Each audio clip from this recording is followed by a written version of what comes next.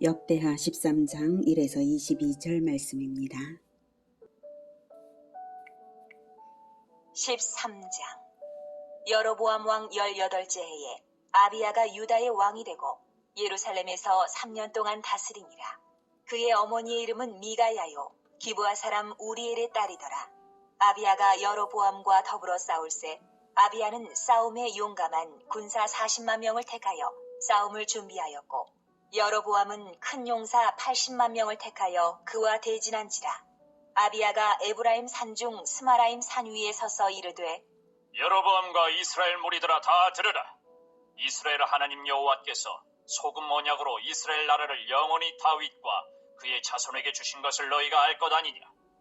다윗의 아들 솔로몬의 신하 느밧의 아들 여로보암이 일어나 자기의 주를 배반하고 남봉꾼과 잡배가 모여 따름으로 스스로 강하게 되어 솔로몬의 아들 르호보암을 대적하였으나 그때 르호보암이 어리고 마음이 연약하여 그들의 입을 능히 막지 못하였었느니라. 이제 너희가 또 다윗 자손의 손으로 다스리는 여호와의 나라를 대적하려 하는도다. 너희는 큰 무리요 또 여로보암이 너희를 위하여 신으로 만든 금송아지들이 너희와 함께 있도다. 너희가 아론 자손인 여호와의 제사장들과 레위 사람들을 쫓아내고 이방 백성들의 풍속을 따라 제사장을 삼지 아니하였느냐.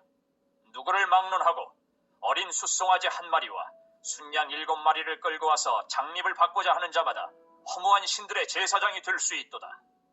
우리에게는 여호와께서 우리 하나님이 되시니 우리가 그를 배반하지 아니하였고 여호와를 섬기는 제사장들이 있으니 아론의 자손이요 또 레위 사람들이 수종들어 매일 아침 저녁으로 여호와 앞에 번제를 드리며 분향하며 또 깨끗한 상에 진설병을 놓고 또 금 등잔대가 있어 그 등에 저녁마다 불을 켜나니 우리는 우리 하나님 여호와의 계명을 지키나 너희는 그를 배반하였느니라.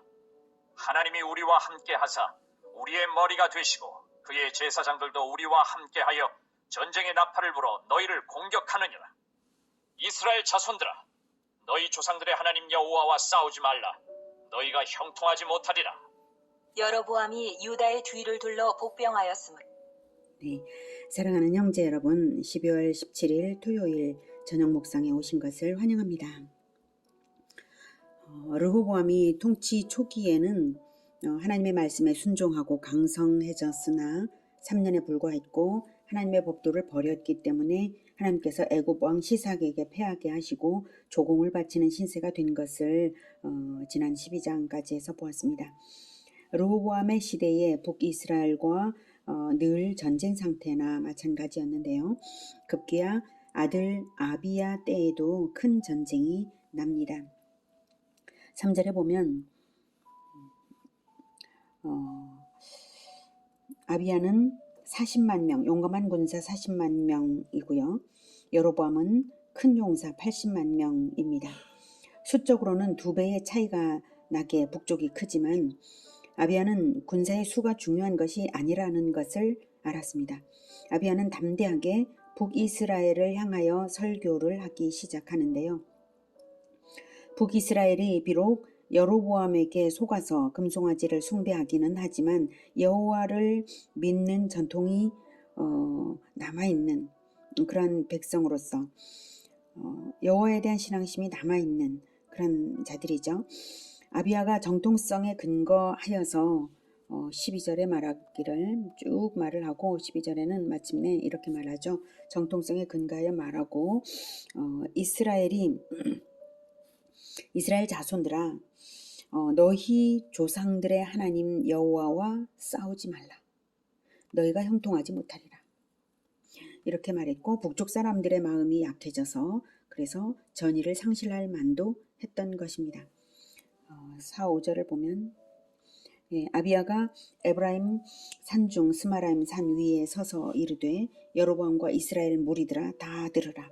이스라엘 하나님 여호와께서 소금 언약으로 이스라엘 나라를 영원히 다윗과 그의 자손에게 주신 것을 너희가 알 것 아니냐. 네, 소금 언약은 변함없는 언약이라는 뜻이고요.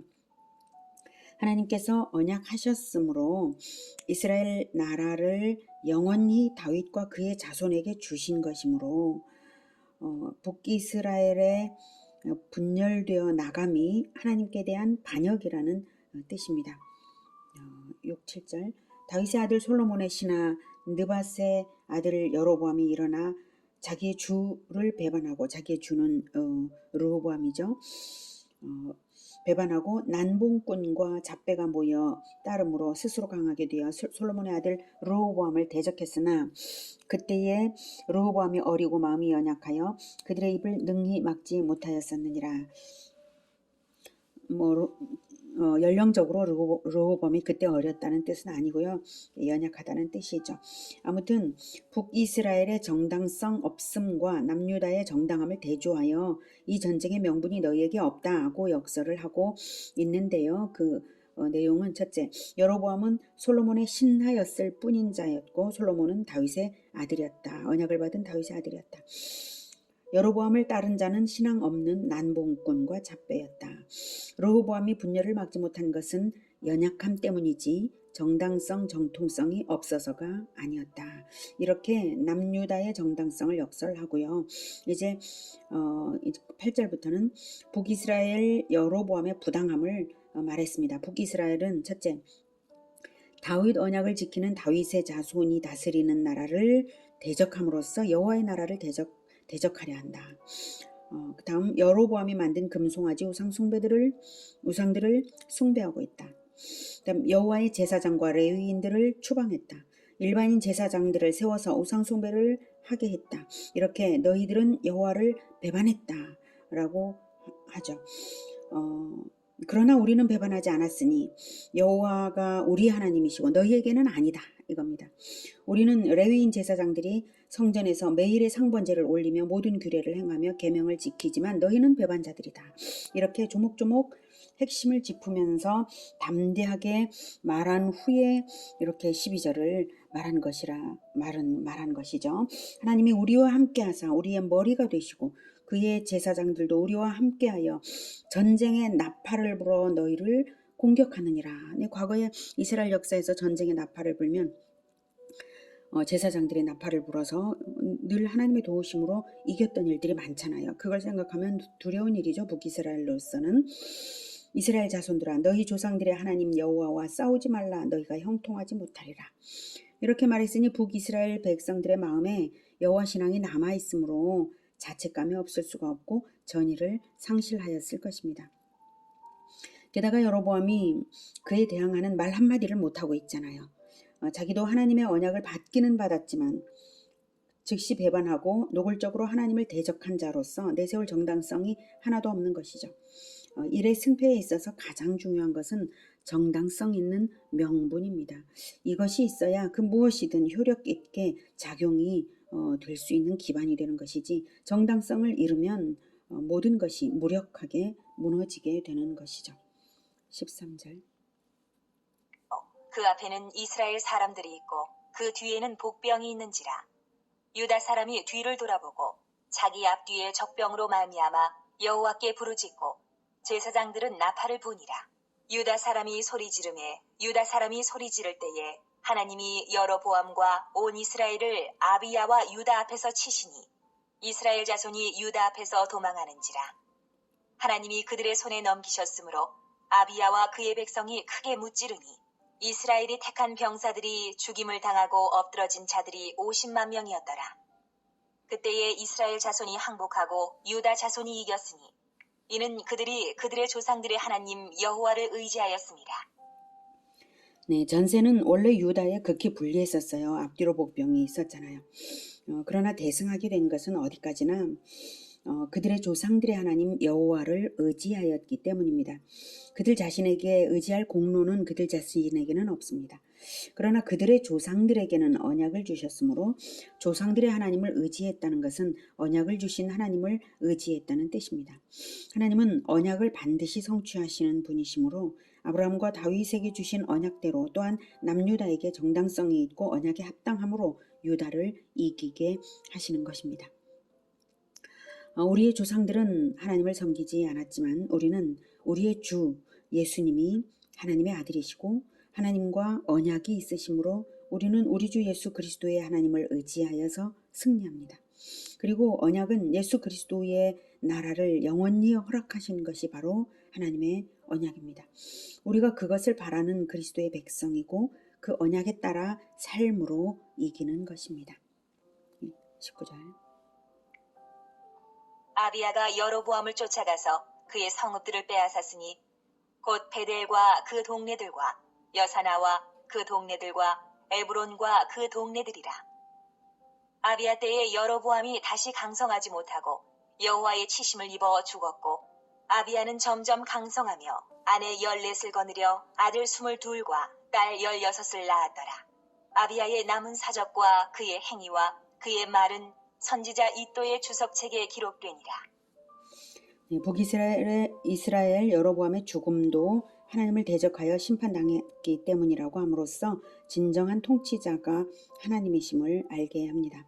한편 아비야 역시 솔로몬과 르호보암처럼 많은 아내를 취하는 전철을 밟았고요. 이것은 왕이 되기 이전부터 이미 그랬겠죠. 통치 기간이 짧으니까요. 그런 이제 잘못된 전철을 밟았고요. 열왕기에 따르면 열왕기상 15장 3절에는 아비암은 아비야 같은 동일 인물입니다. 아비암이 그의 아버지가 이미 행한 모든 죄를 행하고 그의 마음이 그의 조상 다윗의 마음과 같지 아니하여 그의 하나님 여호와 앞에 온전하지 못하였다라고 평가되지만 열왕기상에서는 그렇게 평가되고 있습니다. 그러나 역대기는 다윗 왕가에 대한 긍정적 관점에 따라 긍정적 시선으로 기록하고 있는 점은 있습니다. 다만 그럼에도 불구하고 언약의 하나님을 의지할 때 승리했다는 그 사실만으로도 우리는 하나님의 어떠하심을 알 수 있다는 이것이 중요하죠. 네, 하나님의 어떠하심을 우리가 볼 수 있는 이것이 중요합니다. 언약에 충실하게 하고 있는가, 언약의 하나님을 의지하여서 싸우고 있는가, 이것이 중요합니다. 한 번의 전쟁에서 50만 명의 전사자를 내며 승리하게 하셨다는 것은 아비야의 정당한 경고에도 불구하고 하나님을 대적한 죄가 크기 때문에 준엄한 심판이 북이스라엘에는 내려진 것이고 유다에게는 비록 유다가 온전치 못한 점이 있다 할지라도 오직 언약의 하나님을 의지할 때 은총을 얻을 수 있었다는 이것입니다. 언약의 주 우리 주 예수 그리스도를 의지하여서 하나님께 구하여 끝까지 은총과 승리를 얻는 우리 모두가 되기를 기원합니다. 기도하겠습니다. 하나님, 우리 주 예수님께서 십자가에서 언약의 피를 흘리심으로 말미암아 우리가 그 피뿌림을 받아서 하나님 앞에 있을 수 있습니다. 하나님, 우리 주 예수님에게 하나님께서 태초부터 언약하신 하나님의 나라, 그것이 속히 이루어지기를 원합니다. 우리가 걸어가는 이 인생길이 오직 언약의 주 예수님의 이름으로 하나님께 구하여 승리하고 은총을 얻는 그런 일들로 충만하게 하여 주시고 우리 주 예수님께서 나라를 완성하시고 영원한 나라로 들어갈 때까지 주님 우리를 붙들어 주시옵소서. 예수님의 이름으로 기도드립니다. 아멘.